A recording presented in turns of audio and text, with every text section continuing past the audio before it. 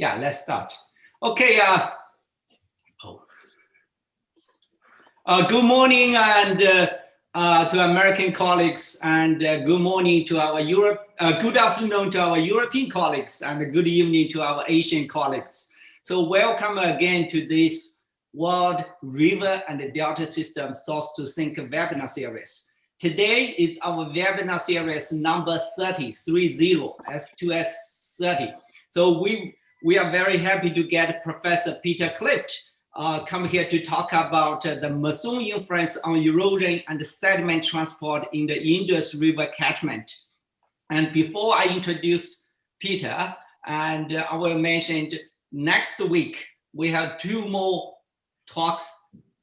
Professor Mid Allison from Tulane University, he will continually talk about the Mississippi River sand and how much reach to the ocean, because in the past, the source to sink, we talk about mainly the suspended mud and soot.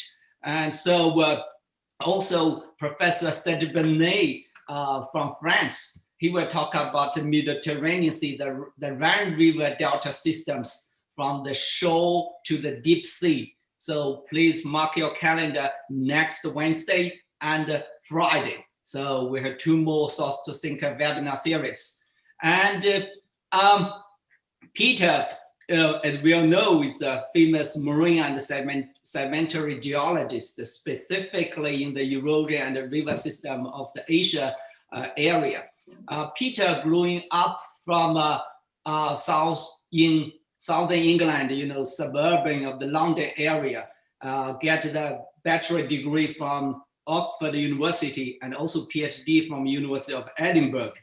And so the postdoc at Edinburgh with working with the ocean drilling program, and also involving the first field work in Asia, Himalaya, the foreland basin area. Then staff scientist in the ocean drilling program, Texas A&M University, then assistant associate research scientist at Woods Hole, Hawaii. I remember when I was a postdoc at Hawaii, my office just next door to Peter. So we have pretty good interaction over there. Then Peter became a Kyogo professor of geology at the University of Aberdeen, Scotland. And now is the Charles McCordy professor in Louisiana State University, the Department of Geology. Also, Peter is pretty active internationally. He's a current adjunct professor at the Yunnan University, MIT, and also visiting research professor at the University of Hong Kong. So I think, we are looking forward to Peter's talk. Peter, now you can share your screen and put a presentation mode. Right, let's fire this up. Good, and let's see if we can go full screen on this. Excellent. Very good. Maybe even work the laser pointer. My goodness, here we go.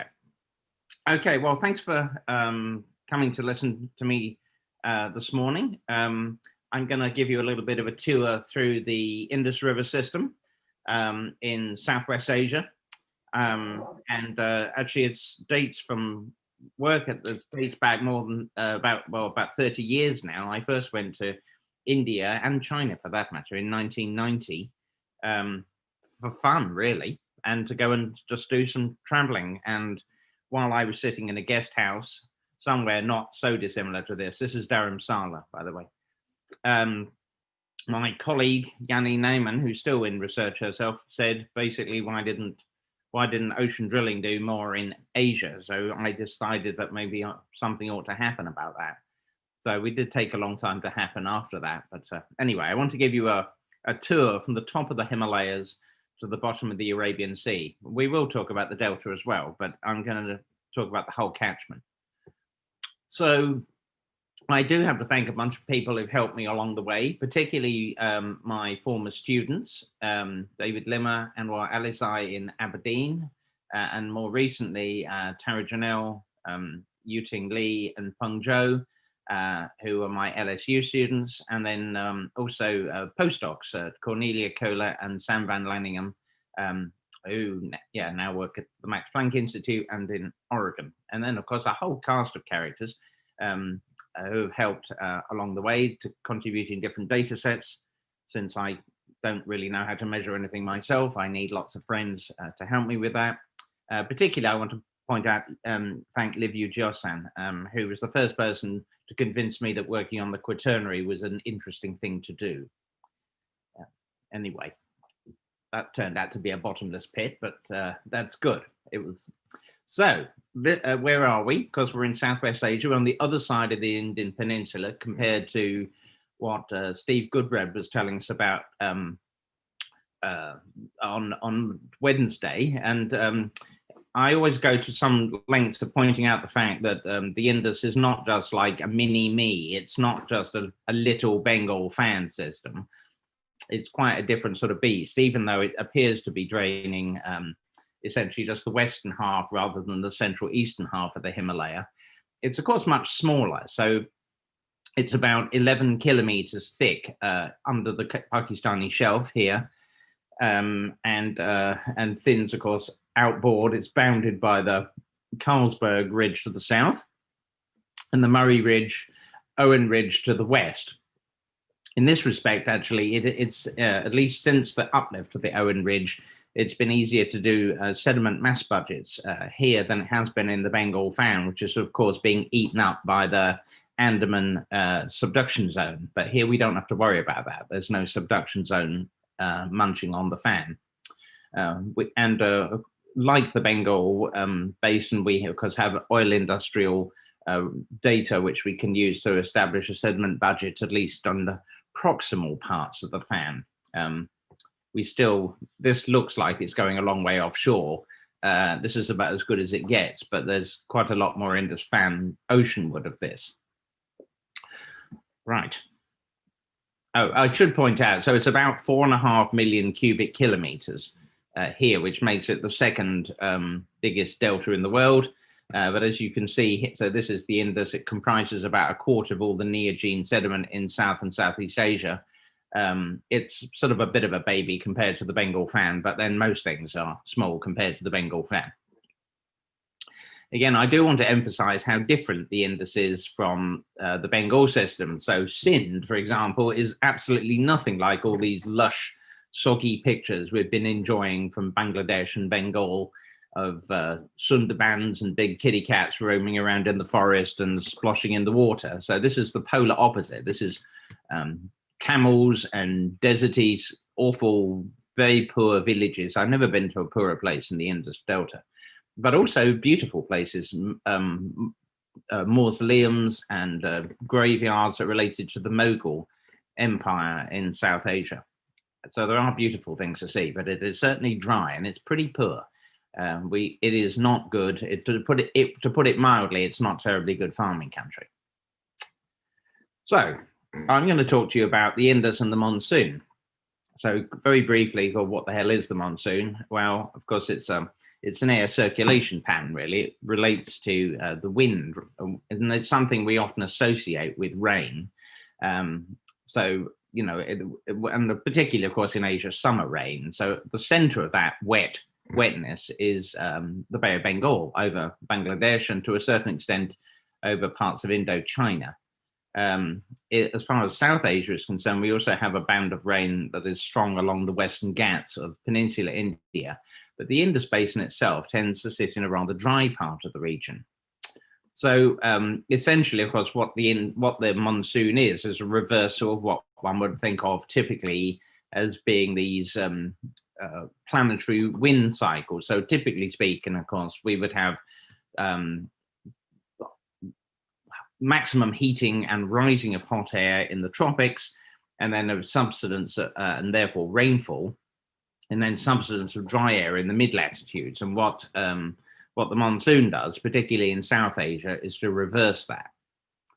So, of course, for a long time, there's been this emphasis on the heating of the Tibetan Plateau, which may well be more appropriate when we think about the East Asian monsoon. But increasingly these days, we tend to think about the South Asian monsoon as being driven largely by heating over northern India, over the Ganges floodplains, essentially, and that the Himalayas here act as a barrier, ponding the hot air over northern India and increasing the monsoonal circulation. So actually, one thing that is noteworthy about the monsoon in the Arabian Sea, in the Indus Basin, is the fact it was one of the first places that we began to look at the monsoon over long timescales, and that was because of the drilling that was done on the Oman margin here way back in the 1980s. And people like Dick Kroon and Warren Prell were some of the, Steve Clemens was some of the first folk to show us that there was this strong upwelling here that began about 8 million years ago. And that was associated, it's associated today with the summer monsoon. Now, strong winds are a feature of the monsoon in Southwest Asia, but rainfall a bit less so. So when we look at the Indus Basin in particular, you can see that essentially there's a strong rainfall band that follows the edge of the Himalaya, the topographic front of the Himalaya. But actually, much of the rest of the country is quite dry. And as you saw in those sort of touristic pictures, actually, of course, there's a great big desert here on the border between India and Pakistan, the Thar Desert, as well as further north, the Tal Desert, which sits between the Indus and the Jhelum tributaries. But the main rain front is here. And yeah, of course, it becomes progressively wetter as you go towards the east. And so this feature makes the Indus particularly susceptible to changes in monsoon intensity. And so what we can do is try and see how the system responds to monsoon strength as the rainfall increases and decreases, which it does on various timescales. So what I'm going to try and do, what we're going to mostly focus on, is the last glacial cycle. And I want to show you what impact that has. So, and we'll come to this, I'll sum it up at the end, but essentially during the glacial times, that of course sea level is low, but the monsoon rains are also quite weak. So maybe less, this blue band would be reduced. The high mountains further north in the Karakoram, which are the home of I think it's the biggest collection of 8-kilometer peaks in the world. It may not be the tallest, but there's a lot of big mountains up there and a lot of big glaciers. And they appear to be a bit less concerned about the monsoon. They're often fed, their water supplies, a lot of it is coming from the winter westerlies, which are an independent system than the monsoon. So since that dry time in the glacial maximum, the climate has mostly wettened, and particularly reached this maximum wet time in the early Holocene, about 8,000 years ago. So I'm going to show you how the system has responded to that, the change, and then the subsequent drying from 8,000 years ago to the present day. And there are things, aspects of this that I'm not going to talk about today, because the drying is, of course, something that has been invoked to affect early civilizations, particularly here, the Indus Valley civilization, but of course also in Eastern Asia, in the Yellow River Valley, and in Mesopotamia too. So these are my friends, the major tributaries of the Indus. And essentially what I'm going to do, I'm going to give you a grand tour, starting up sort of in the top end of things, and then we're going to make our way down towards the ocean. And I'm going to show you how the sediment has been eroded and then stored and released in the Indus and what triggers that. So most of these are mapped out by Bodo Buchhagen some years ago now, but I added a little bit more detail where we had detailed information. So essentially what we're looking at here, there are these frontal Himalayan drainages, the Jhelum, the Chenab, the Ravi, the Bayas. And these are the things that form these big rivers, the tributaries, the eastern tributaries of the Indus that come across the floodplains here. This is the Punjab, and that they come and join the mainstream Indus, which is, of course, running up and through the Suture zone all the way close to Mount Kailash in Tibet. So, and then behind that, behind the rain shadow, there are a series of basins here, the Astori, the Shingo, the Zanskar, which is what I tend to refer to as the rain shadow basins.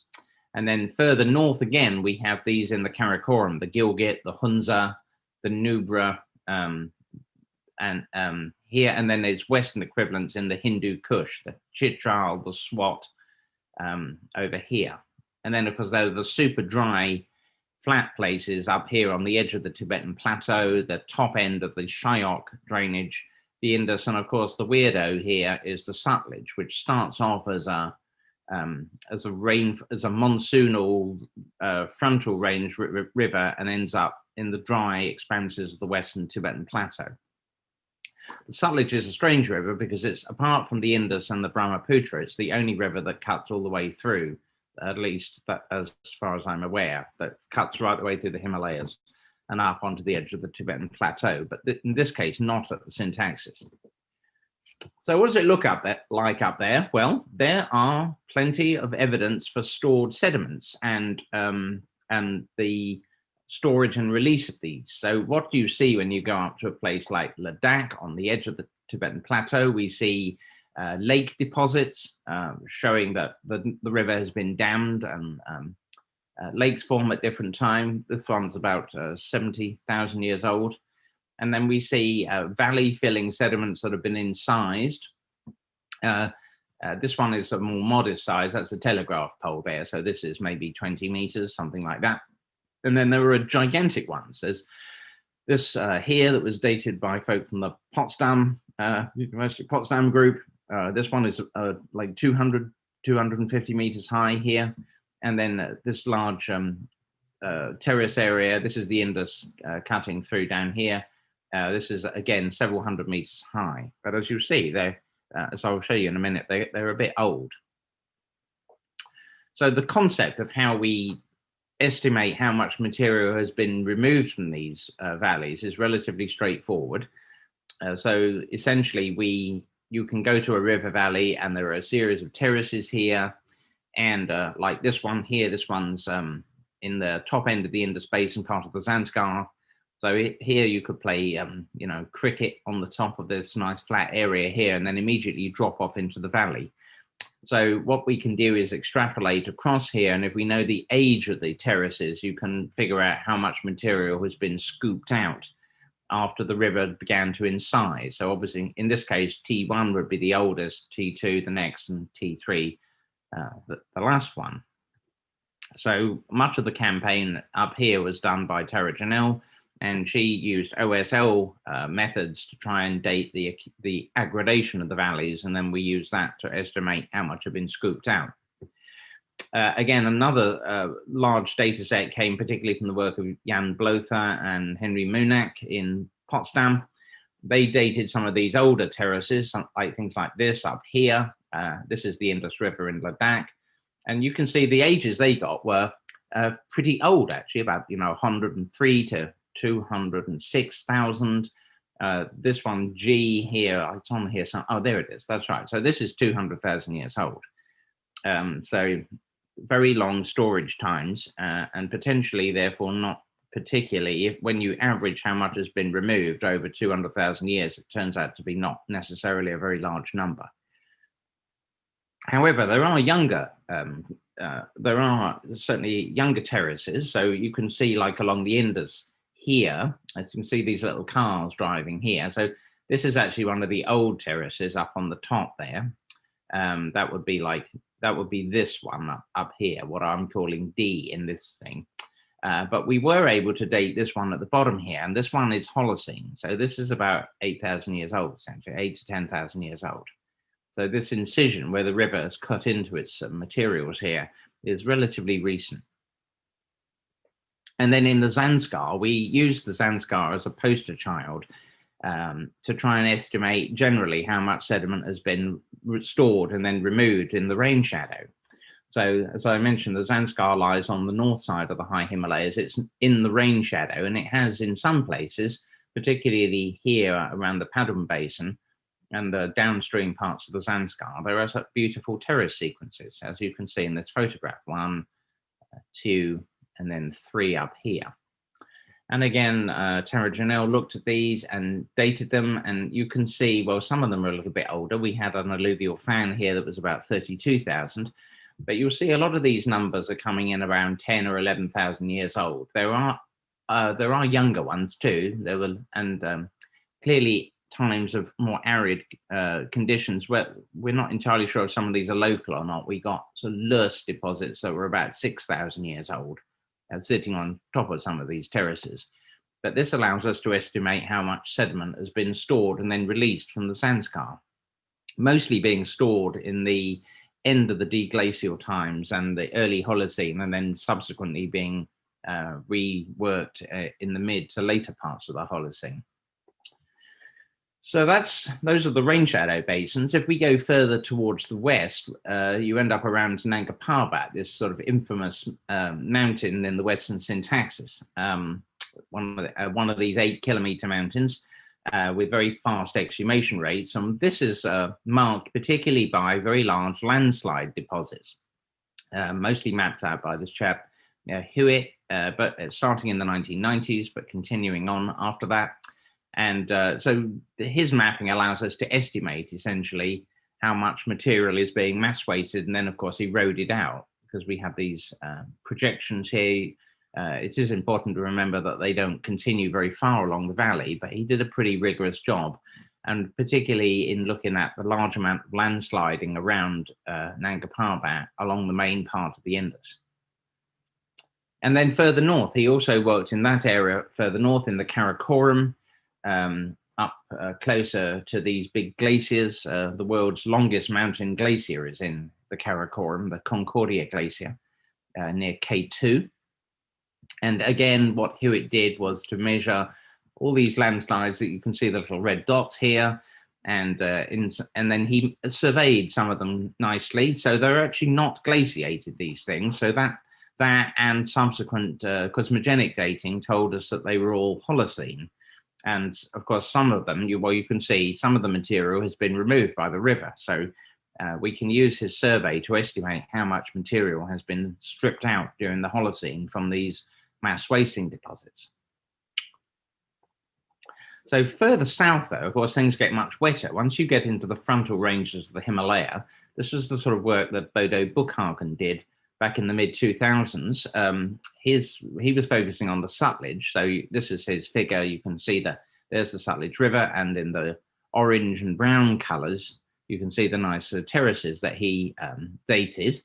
And again, these all turned out to be Holocene. So it was again possible to estimate how much incision and sediment removal there'd been since the deposition of the oldest one, T1 in this particular case.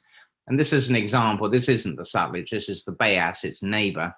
But you can see this high terrace here. So actually it's a pretty significant amount of sediment.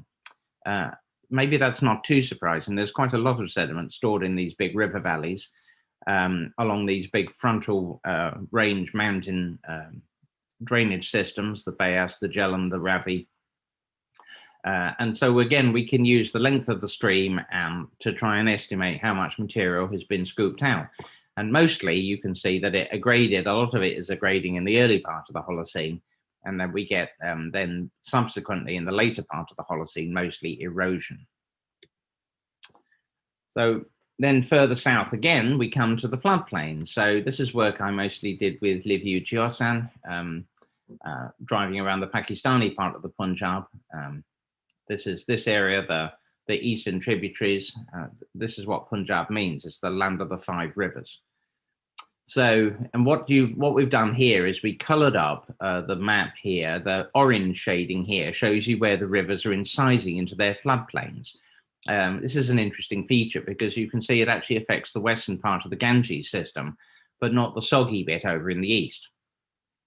But it's mostly pronounced in the Indus system. And what we see here are essentially these rather, well, this is obviously massively vertically exaggerated, but essentially what we see are valleys which are something like 30 to 50 kilometers across, but about 10 to 15 meters deep. And on top of the interfluves between these, let me go forward, but yeah, like this sort of thing, right? Those are the incised valleys, and the darker areas here are the interfluves. So we were able to date these, and mostly they come out to being around 10,000 years old. So we know that the rivers here have been scooping out that it's a shallow valley, but it turns out to be, as you'll see, quite a significant amount of sediment has been scooped out because the valleys are so wide, and of course the rivers are pretty long as well. So that turns out to be the single biggest store of recycled materials into the Indus during the Holocene. For the archaeology buffs here, you can see this poor thing, the Gagahatra. So the Gagahatra used to be a tributary of the Indus, or it might actually have flowed independently all the way to the Arabian Sea. We don't really know. But what we do know is that it was an ephemeral river for much of the later part of the Holocene. And you can see it hasn't excavated itself a nice valley like the other rivers. And that's mostly because it simply wasn't flowing very much during the incision phase in the middle and later parts of the Holocene, which is an important feature because it means that the river was never very big when the area was settled, which is a common connection that is made by archaeologists, and it's not correct. So, oh yes, so the final big store of sediment before we reach the ocean is the Thar Desert. So this is something that is, of course, a little bit unique to the Indus compared to its other friends in South and Southeast Asia, that we have this great big desert, the Thar Desert, sitting here between India and Pakistan. And it's not entirely clear how old the desert is. We do know that it's sort of 150 to, I think, at least 200,000 years old, thanks to OSL dating by Ashok Singhvi and friends. However, it seems likely that the desert, that's just what has been dated. It seems like my suspicion is that the desert is much older than that. It may date from the start of the Northern Hemisphere glaciation, if not before. Certainly its friend across the water in Arabia is older than that. So we don't really know particularly, but we do know where the sediment is coming from, and we know how much sediment there is in the Thar Desert. So we've been able to do a bit of provenance work, some with bulk sediment neodymium isotopes, as you can see here, and with zircon dates. So there's been some work along the northern edge of the desert here with neodymium, and then we did some zircon dating down here as well.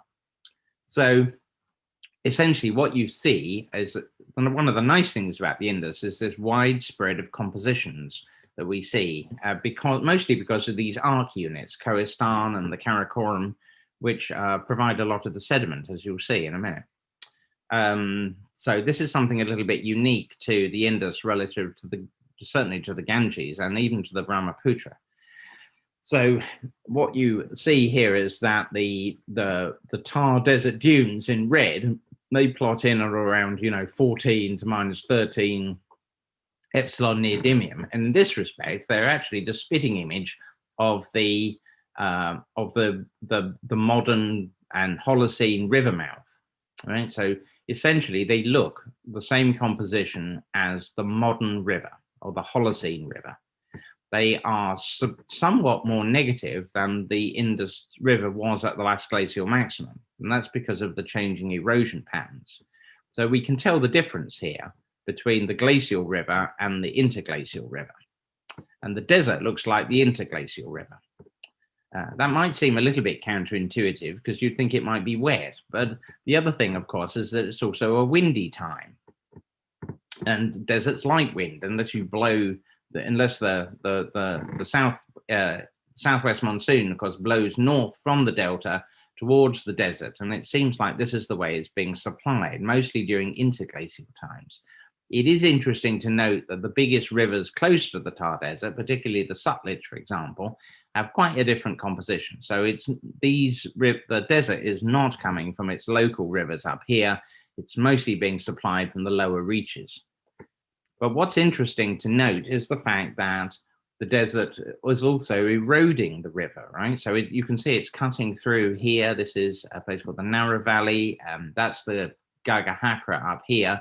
But there are these possibilities of recycling of sediment. And there is a large amount of sediment here, about 5,000 cubic kilometers of sediment tied up in the dunes, which are potentially available for reworking.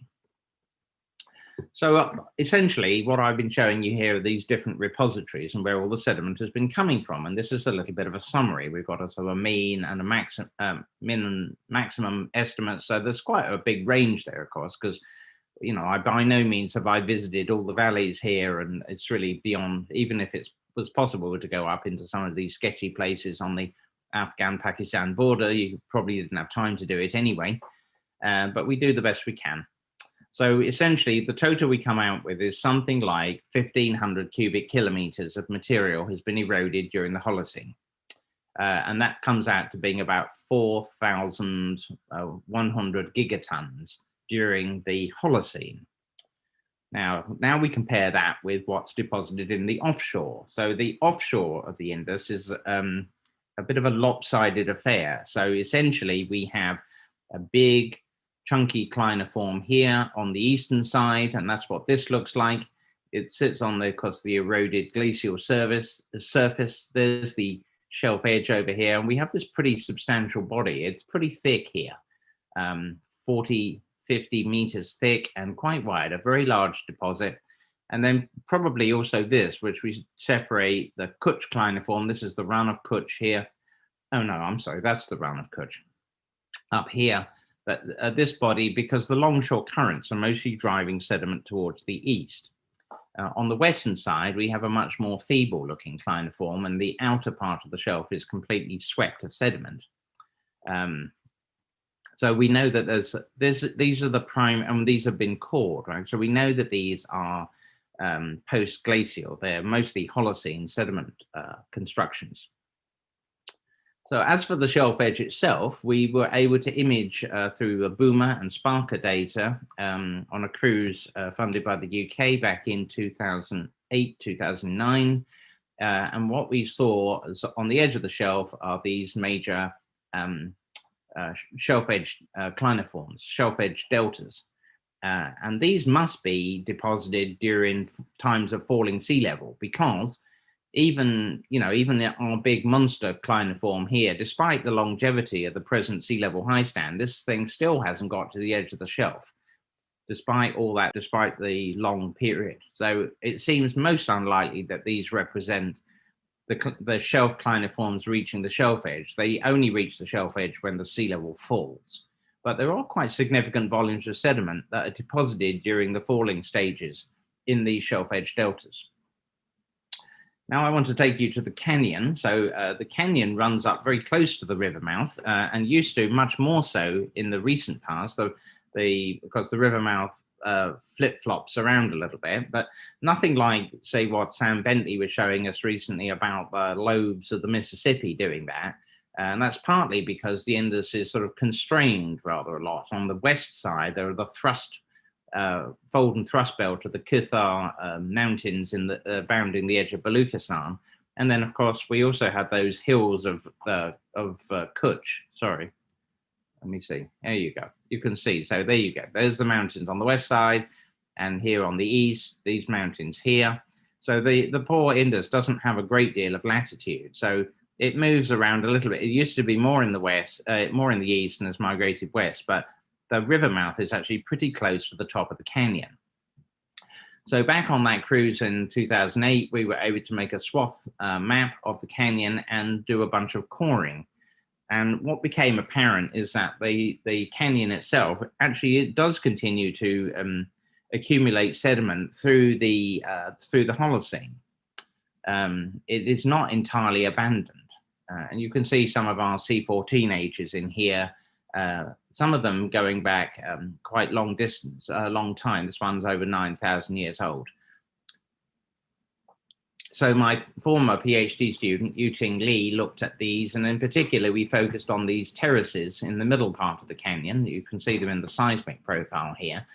It turned out that our cores actually were mostly going into material that was blanketing these terraces after their incision. So what we got mostly were hemipelagic deposits, and that the canyon fill itself would have been older than that. We, of course, we suspect that it's mostly related to maybe the transgressive phase at the end of the last glacial. But the material on the top is more hemipelagic. And so what we were proposing in this way is that, well, you can see how the western cliniform is small because of the longshore current moving everything towards the east. and that much of the ongoing sedimentation in the Indus Canyon is mostly from hyperpycnal plumes of muddy material, which is being advected out and settling into the canyon. There are some turbidites, but not very many of them, and they tend to be quite fine-grained. And as I'll show you in a few minutes, the sand must be largely being sequestered close to the river mouth. So we know roughly where the sediment is coming from because of isotopic analysis that we were able to do on the sediments from these terraces. This is a plot of strontium neodymium, and essentially what the colorful plots here are the ones from the canyon. So fortunately, because of this change in erosion patterns over the Holocene, you can tell the difference between the early deglacial river down here with low 87, 86 values and the higher values that we associate with the Holocene, particularly the modern, but actually really essentially since about 8,000 years ago. And so what you can see is that the sediments in the Indus Canyon are the spitting image of those in the river at the time. They do not look like the glacial material. So all of these sediments, they're not being reworked from older glacial sediments. These are probably being directly deposited from the river during the Holocene, albeit not in vast quantities. And that is in stark contrast to the sediment, these gray diamonds here, which represent the western cliniform. Those are all essentially polluted by sediment that's being washed off the Macran and advected by the longshore currents onto the shelf there. So these are seeing material further west, whereas the canyon is just looking at the Indus River. As for the deep ocean, well, work done by Martin Prinz and George Postma some years ago now, published in like 2000. What they did was core on these found lobes that had been imaged previously by Gloria side-scan sonar. And what they showed was that there was this big change, a drop-off in clastic flux starting at about 12, 11,000 years ago. So in many ways, a classic sea level response, right? So the fan itself, the canyon may be getting sediment during the Holocene, but the fan, not so much. So we can, however, estimate how much has been deposited during the sea level low stands, partly by looking at the area on which these lobes were deposited. And then closer to the shoreline, there are these significant channel levee complexes here that have been imaged through mostly industrial seismic work by Mark Deptuck and colleagues, and they did a beautiful job of mapping these. But we can therefore estimate that in a given channel levee complex about essentially how much sediment is being deposited during the sea level low stands. Okay, so this is what we got when we tried to estimate how much sediment was being deposited both in the lower parts of the floodplains, under the delta, maybe in the desert itself, and this is during the Holocene, right? And then these cliniforms, actually I got these the wrong way around, the big one, east is the big one. So essentially though, the punchline really is that about half of all the sediment is offshore and about half of it is under the onshore delta and the lower reaches, that they are accumulative. And of course, you can see this number of about 6,000 cubic kilometers is actually somewhat bigger than the eroded material. In fact, it's about 4 times bigger than what had been eroded from all those terraces, or about 16,000 gigatons during the Holocene. So this is a little diagram to try and sum that up for you. So if the sediment isn't coming out of, if the sediment that's being deposited is not all coming out of reworking, it presumably must be coming out of new sources.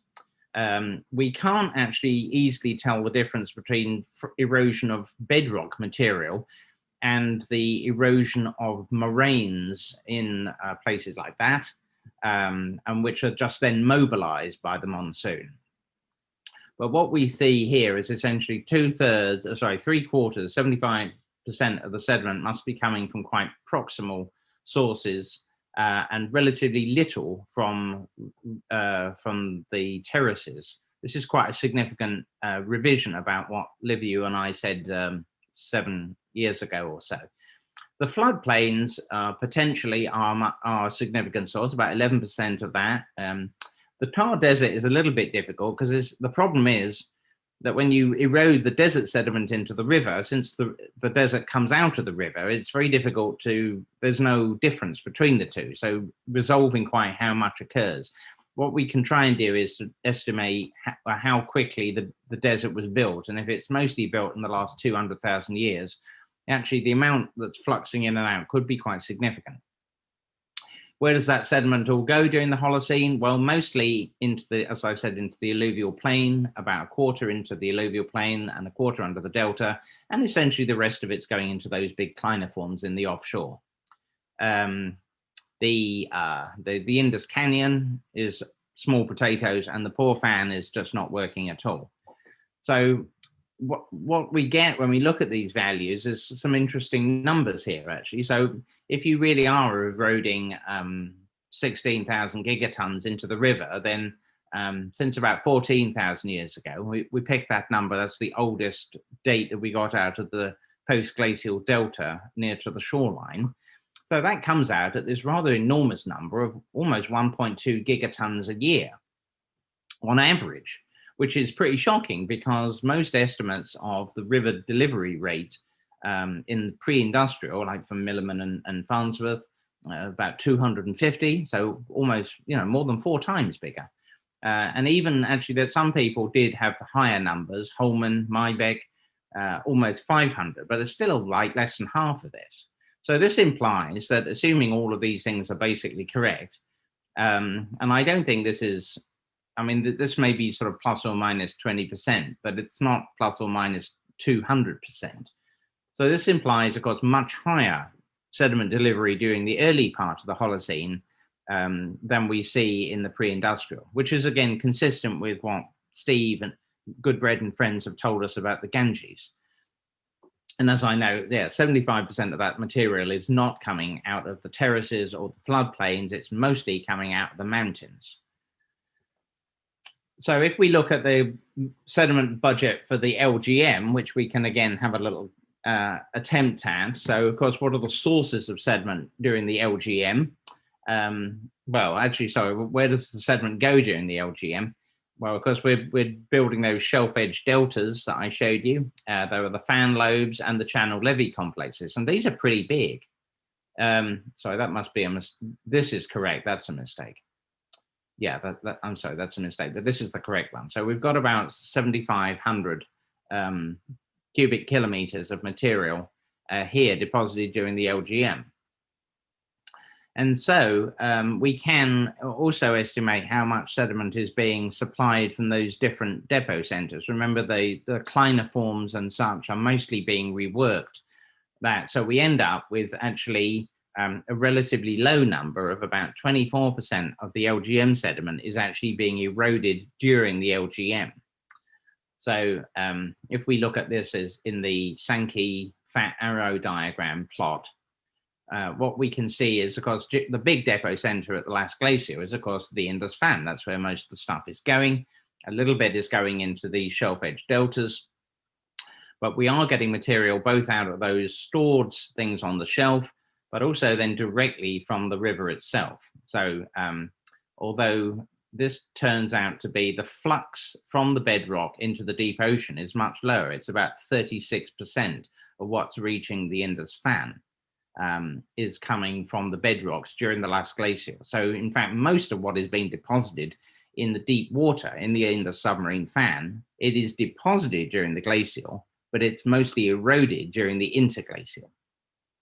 That's an important conclusion, which means you cannot make at high temporal resolution, you can't use the fan record to compare with the climatic record. It's all offset by the sea level cycle.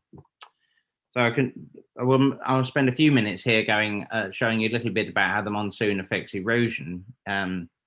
So particularly using neodymium and zirconium dating, UPB dating of zircon. And of course, as I mentioned before, we're lucky here because we have all these different ranges, many of which have distinctive signatures. This is a cross-section from the work of my colleague Alex Webb, a reconstruction, but the pink here is the Greater Himalayan slab, and the purple ones are actually turn out to be quite significant because these are a thing called the Inner Lesser Himalaya. That's a bit of a mouthful, but they are the older parts of the Lesser Himalayan sequences. The Outer Lesser Himalaya in the green color here is much more similar to the Greater and Tethy and Himalaya in composition. And none of those things look like the Karakoram. So this, you can see the separation here. So here we have very negative values essentially related to of neodymium, related to the Lesser Himalayas, intermediate for the Greater or High Himalayas, the Karakoram here, and then the Trans-Himalaya equivalent to the Gangdesi batholith in Tibet, the Ladakh batholith here, or Kohistan is the most positive, and that gives us quite a lot of resolution. And then also in terms of zircon dates, there are some quite distinctive peaks here. We get very young peaks in the Karakoram and Kohistan. There are the oldest peak here at about 1.8 gigayears is associated mostly with the Inner Lesser Himalaya. And then you can see the Greater and Tethy and Himalaya are quite similar to one another. It's essentially impossible to tell them apart, especially in the past. They're essentially, one is just a more cooked version of the other. But we can use this to get an impression about where the sediment's coming from and what its sensitivity to the monsoon is.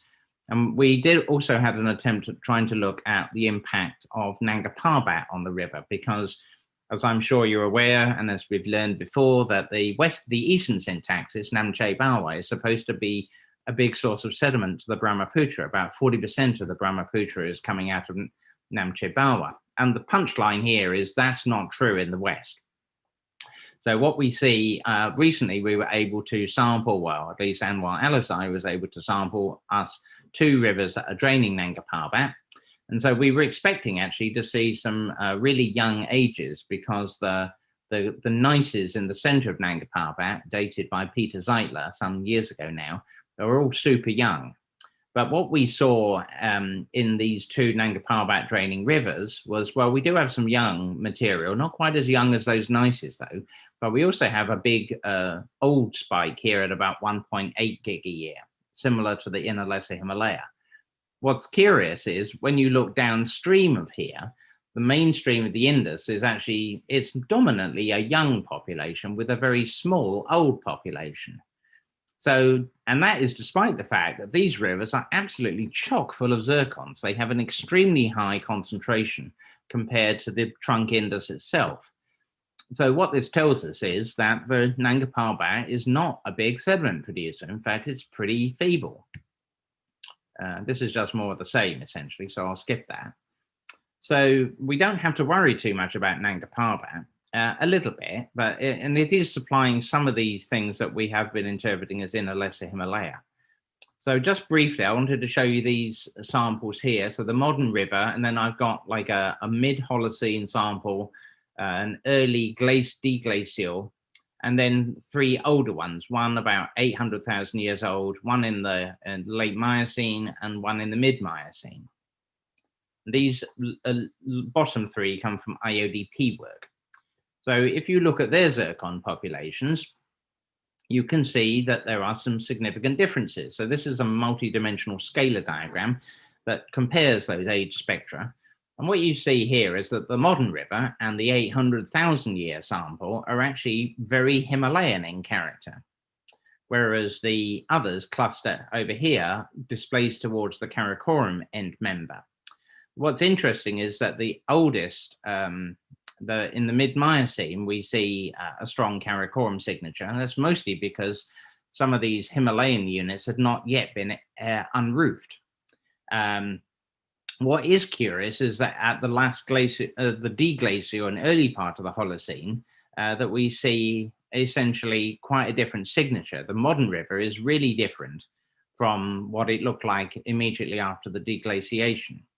And in fact, much more similar than it did 800,000 years ago. And that's probably because the deep water turbidites here look like the interglacial river when all the erosion is going on.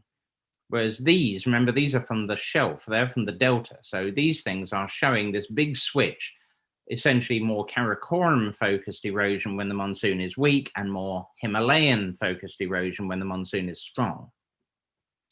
And we could compare this with all these things, but my head is hurting and time is running on. But essentially what I was trying to show was that in the early part of the Holocene, we get stronger chemical weathering, and but you see this uptick where we are able to use clay minerals in the submarine canyon to look at recycling. And it looks like the amount of recycling of older sediment increases in the mid-Holocene as the climate dries. So that incision of all these terraces and floodplains is mostly occurring as the monsoon throttles back in the middle Holocene. That's probably more than we want to know, but it's just pointing out the fact that this is the sediment supply from the Indus and its different tributaries. And then we have to factor in the enrichment of certain rivers and source regions in terms of zircon, if we try and invert our zircon budgets to being mass budgets. And so that's what this is trying to show you. And I used unmixing software to look at the modern, the mid-Holocene, and the post-glacial river. And essentially what we see in the modern river is quite a spread of contributions from these different source regions, and significant amounts from the lesser Himalayas, the greater Himalayas. You can see in earlier times, especially in the post-glacial river, there's a dominance here from the Karakoram. And if we convert this is the zircon budget, and this is the sediment budget. If you account for that, you still end up with it's a really Karakoram flavored river in the glacial times, and a really Himalayan one these days. And then again, in long periods of geological time, you can see how the Pleistocene fan is all about the Himalayas. It's a interglacial fan, whereas in the old parts, it was Karakoram dominated, and that's mostly because that's where the big mountains were. And maybe I will skip over this. The last thing I want to say here was we looked at the zircons in the delta, which is on the left here. And this is through time here, and this is displacing offshore. So these are sediments from the Holocene or Pleistocene in the canyon. Essentially, what I wanted to point out was that the stuff in the canyon, these are colored for different zircon populations. So the sediment in the canyon is actually not the same as the synchronous sediment in the delta. So the coarser sand material is being disconnected. The river, the muddy stuff appears to be coming straight from the river in presumably suspended plumes, but the sand is not. And the other thing to note is actually the fact that it is not entirely buffered by any means. So the pink thing, which are very young grains, which we thought probably came from Nanga Parbat, you can see that the river actually about 100 years ago had quite a lot of those in it. And then they appear quite suddenly about 400 years ago, and then they disappear about 50 years ago. And the modern river doesn't have that. So the system is definitely not entirely buffered. So I'm going to skip because, you know, you've all got stuff to do, so I'm not going to bore you with that. But let's just skip to the end. I think that's enough for one day. So I just want to skip to the end and summarize rather briefly. So what I hope I showed you was that erosion in the Indus Basin is controlled by monsoon intensity, and that especially the patterns of erosion has varied over the last glacial cycle as the rain strengthens. As it rains, essentially the wet Himalayas erode more. The Karakoram are chundering away in the background, but the Himalayas ramp up. Secondly, that the Holocene flux of the ocean is dominated by new erosion, with only about a quarter coming from recycling.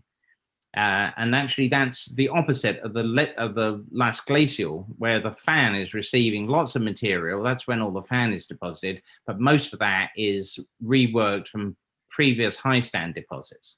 Yeah, Nanga Parbat, don't lose any sleep about Nanga Parbat. Namchaebara is maybe your go-to man, but forget Nanga Parbat. The Thar Desert may indeed be an important buffer along with the floodplains. So that is a factor that we want to explore next. Yeah, the biggest single source of recycled sediment are the floodplains. And then, yeah, the sediment budgets imply much higher supply rates in the early Holocene, maybe more than a gigaton a year, which is 4 times what the pre-industrial was, 3 times for sure. Yeah, and during the high sea level stands, high sea level sand is sequestered near the river mouth, but mud and silt goes into the canyon in small volumes, but not onto the fan. And so the amount of buffering between the river mouth and the canyon is short, certainly less than 8,000 years. And for fine grained sediment, it's probably much less than that. Yeah, and the shelf edge deltas are being built when the sea level falls, not at the high stand. Yeah, and then the last thing is that the deep sea fan is mostly supplied during low stands, but dominated by interglacial material eroded during the high stands. Yeah, and then the last thing was just over long timescales, millions of years, the erosion patterns reflect tectonically driven rock uplift, although the rate is related to monsoon intensity. When the monsoon is strong, you get fast erosion, but the monsoon itself is not necessarily controlling exactly where that sediment is coming from. So there are a whole bunch of references if you're having problems getting to sleep, which you can either download or you can always write and ask me or get them off ResearchGate or that sort of thing. And in a last shameless plug, I would encourage you, I've got my editor hat on as the editor of Geological Magazine. So we like deltas and source of sinky sort of stuff. So if you want to send your papers to a accommodating journal, please submit something. And at that point, I will stop and take questions. Thank you. Thank you, Peter. Such a great talk. You know, I did learn a lot. So I have a comment and a quick question. So for the audience, and if you have any question, please try to unmute yourself, raise your hand, or either way, just go ahead. So Peter, you mentioned is that the canyon is mainly received the sediment during the high stand, let's say Holocene, but not much really reached the deep sea fan. And that's a great thing, because what we found in Andaman Sea, the Irrawaddy, we see just at the modern the high stand, almost no sediment really reached to the deep sea through the canyon. But the same thing, we raised the question about Ganges Brahmaputra. So we don't know how much of the modern sediment could reach the deep sea through the canyon, because the canyon receive a lot. Maybe not really reach the deep sea. We don't know. So there was a study done by a German group. I forgot exactly, Weber et al. It was published, it was a while ago now, 15 years ago. They actually did do some coring on a channel levee complex on the upper Bengal fan. And that does appear to be active through the Holocene. Yeah. But of course, the Ganges Brahmaputra is a much bigger river than the Indus, and its shelf is somewhat narrow. I mean, the Indus shelf is pretty wide. That's interesting. I want to, maybe, you and I, we should talk about the 3 river and the 3 canyon system, do a comparison. That would be very interesting, all the way from Himalaya to the deep sea. Right. Yeah. And a quick question is, did you any data indicate with the global warming, with the acceleration of the melting of the glacial, is any sediment flux from upper reach of the Indus increase or not? I don't think we can answer that question. The thing that has worried me actually a little bit was whether we could see any anthropogenic impact, because particularly how strange the modern river looks in terms, well, at least until I discovered these turbidites in the fan that actually do look like the modern river. I was a bit worried that, because it's been an area of early settlement, right? The Indus Valley civilization were doing agriculture there 5,000 years ago. So I had been worried about that. And Yu Ting Li, in her work on the clays, seemed to show that there might be a pulse of reworking. We're not entirely sure if that is related to incision of the rivers into the floodplains in the mid to late Holocene, or whether that is that might be partly related to the establishment of agriculture. But I don't think we can answer that about whether the melting of the glaciers has been a big feature, because of course the Indus, relative to the eastern rivers, actually gets a lot of its water from melting glaciers. Sure. Okay. Anybody else? Please go ahead, unmute yourself. Oh, let me see. Did I turn on the? Yeah. Okay. Now you can unmute yourself. And if you have any question, go ahead. Peter. Hello. Yeah. Hello. Peter, is so yeah. Hello, mate. How are you? Yeah, it's a great talk. Thank you. I may miss your talks, some of your talks. So could you say more about what's the meaning of the new erosion or fresh erosion and sediment recycling? Your definition here. I guess when I'm talking about recycling, I'm talking about material that is mostly coming out of aggraded floodplains or river valleys that must have been stored at least several thousand years. I mean, it's not enough just to be on the riverbank for a few years and then flooded away. So we can't, well, maybe we could measure it, but that's not what I'm measuring. We're looking at relatively large volumes by looking at these incised terraces. So that's something that we can try and quantify for the longer term budget. So that's what I mean by recycling. The thing that we struggle with is the difference between glacial moraines and fresh bedrock erosion. So in the Zanskar, Tara Janelle was able to show that most of the sediment in the Zanskar is actually essentially coming from a big moraine at the top of that catchment. So we know that, but of course the moraine looks from a provenance point of view, the moraine looks exactly like the bedrock that sits next to it. Quite fresh. Okay. That's the problem.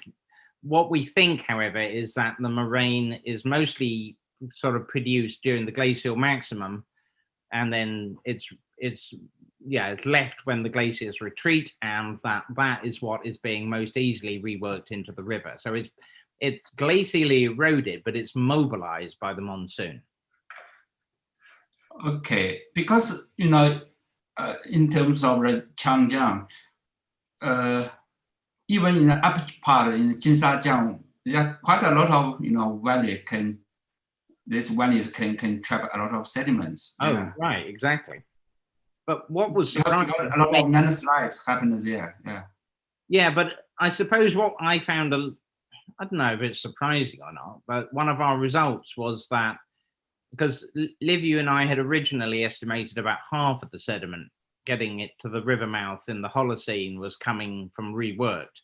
But essentially, yeah, that was 7 years ago. We now have a better idea. We have more dates on terraces, and we overestimated that. It's more like a quarter. So that's actually one of the reasons probably that the river responds to the climate change. I mean, if it was mostly being reworked, it would be buffered. But it's essentially, you do see this big erosional signal. So it's not entirely buffered. It's partly buffered, but not entirely. That's why you can see variation. Yeah, I agree. But I guess whether around the Tibetan plateau area, so the local tectonics may play some role, Yeah, but on short time scales. Yeah, because right. So so that's a good question, isn't it? Because I mean, especially with a big river like the Changjiang or the Indus, I mean, yes, of course, long-term rock uplift makes a difference. We see that. That's the bit I skipped over at the end there, but so we do see the impact of long-term rock uplift. The question is, does a single earthquake really make a big difference to the sediment in the river? And my suspicion is not much, although that funny little pulse that I talked about very briefly at the end there, in the Indus Canyon, where was it? Here we go. Oh, sorry. That thing, this pink stuff. So this was all from what appears to be from Nanga Parbat. And I did wonder, well, maybe that's like a landslide or an earthquake that reactivates that source, and you just get a pulse of sediment coming through at that time. So yeah, I don't know. Well, I don't know how you got the river looks funny for about 300 years, and then it stops. So I don't know why. And this is quite fine. This is silty material. Okay. Right. The sand travels much more slowly, actually. Yes. Yeah. Okay. Thank you, Peter. Okay. Kevin, do you have a question? Sure. Peter, this is a fantastic talk. From the headwaters all the way to the deep fan. You study everywhere. So this is fantastic talk. I have a quick question regarding your sediment budget. Sure.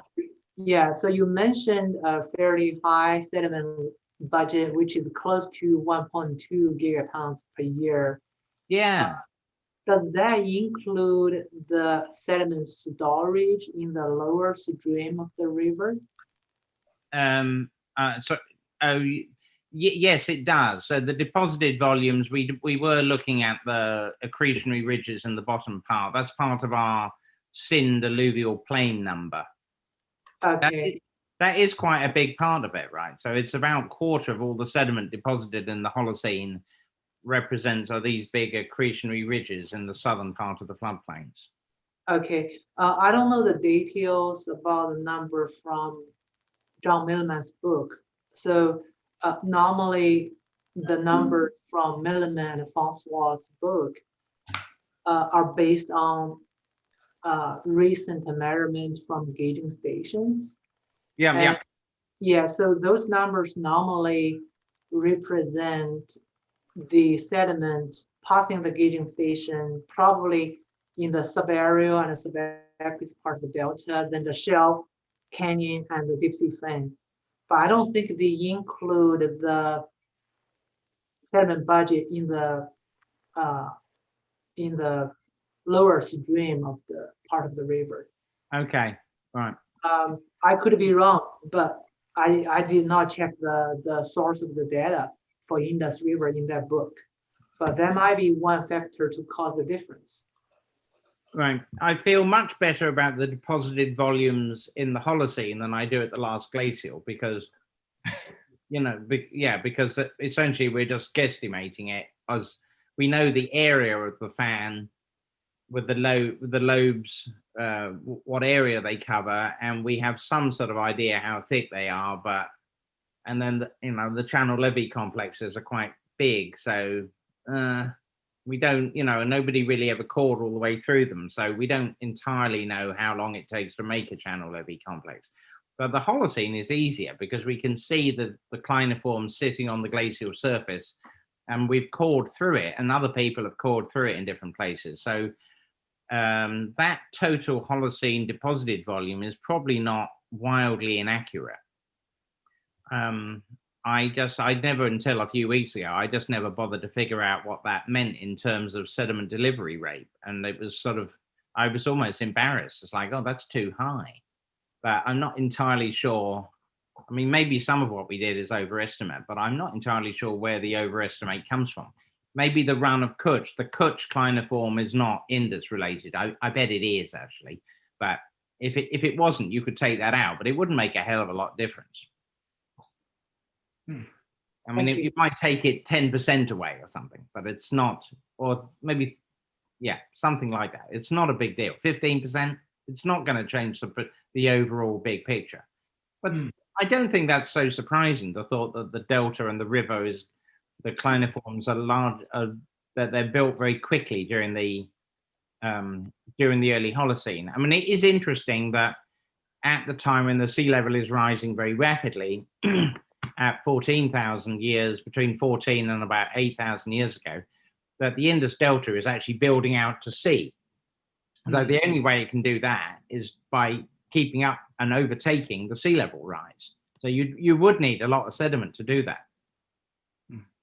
Right. Interesting. Yeah. Okay. Anybody else? Peter, I have a question. I'm Xin. Hello. Yes. Sorry, where are you from? Which school? Which institute? From First Institute of Oceanography. Oh, he's an old friend of LSU, Xin. Yeah. Of course. Nice to see you here. Yeah, nice to see you too. Yeah. I'll come back to spring down when I can. Yeah, thank you. With surface sediments of fluvial reach, do you think we can do buffering effect? I mean, surface sediments of fluvial deposits. I think we can try and estimate the amount of buffering. It's a little bit easier to do it in the Indus than it is in some places, just because of the the wide differences in the amount of the compositions of the source regions, and the fact that the river itself changes composition quite substantially. This is a major issue, actually. So particularly the role of the desert. But I do think that sampling more of the surface sediments would be a good idea. So you mean if we have the stratigraphy, that would be better? Yeah, right. I'd like to, but you don't. It doesn't necessarily have to be very deep. You could, I mean, like vibrocores would be a good start, I think. Yeah, I mean, you don't need sort of like the Geodesic resolution to do something useful, or a land-based equivalent. Right. Yeah, I mean, it's nice if you do, but if you're particularly interested in buffering problems, then a bit of stratigraphy is useful. We actually have a lot of use. We did some coring, but we also made quite a lot of progress by visiting things like quarries or brick pits, and even just getting, because they do a lot of irrigation. The Indus is the world's top irrigated river because it's so dry, right? And then we would often come across people making irrigation ditches, and then you can pay them to dig a hole for you with their digger. So that's really lazy. Then you don't even have to take any equipment with you. You just drive around looking for guys with diggers and who want to earn $20 easily. Yeah. Okay. It's cheap. Saves a lot of sweat. Yeah. Even when we went in March, it was terribly hot. Yeah. Thank you very much. It's nice to see you. Okay, Peter. You show a couple of pictures. The river in the upreach is very, very turbid. It's kind of looks like there's a tons of suspended sediment in that. You see a couple one the vehicle driving slow. You see the gorge. I mean, but now we all know that the river mouth almost no water, no sediment really reach to the ocean. Yeah, that's right. I mean, that definitely means those sediment trapped in the middle reach behind the dam or somewhere. Yeah, right. I mean, my question is, the Nile River should demonstrate very clear there is a delta forming behind the dam in the reservoir. So how about those reservoir, on the main reach of the Indus? Did any show that kind of sediment trap behind any document, anything? Oh, well, yeah, in the Tarbela Dam, which was it's the biggest dam on the Indus, in some ways, it's in the worst possible place. It's right near the mountain front. And that thing, they built that, I want to say it was completed maybe in the late 70s, early 80s. Yeah. And it rapidly grew a giant delta into it. But actually, and for reasons that I don't really understand, it stopped filling up so quickly. So recently, they thought it was going to be useless quite quickly, and then it wasn't. So Tarbela still exists, but there are, of course, other dams, quite a lot of them. I mean, the Indus was one of the first rivers to be extensively dammed. A lot of them are started during the colonial period, where they were in order to further the agriculture, right? So even today, of course, they continue to use that and build more dams. But very, very interesting river. I really hope one day, I can go there, work on the Libyan river. I know it is a pity that Pakistan has become a difficult place to work. It's just, I haven't been for 10 years because it just. Yeah. Let's see, and it looks like our Chinese colleagues now they have a more collaboration over there now. Okay, anybody have any comments to Peter? Peter, I guess could you possibly do a favor, try to make this presentation available, because many people maybe they can benefit through your. I tell you what, I'll give you an edited version, because some of the figures I showed you are going into a new paper that we haven't submitted yet. Definitely, but most of it. Yeah, I'll send you an edited version, and then people can have that. Very good. thank you very much. And also this presentation is also available on our YouTube channel and also in the Chinese Bilibili station. So you're welcome to rewatch it with the caption. Okay, if you know any other question, I think we can stop here. And once again, please coming back. And so next week we have two more talks and given by Mida Allison and Serge Benet. And please come back and I'll see you next week. Thank you, Peter, again. Thank you all the audience. And so it's great. Okay, Peter, looking forward to your email. Okay.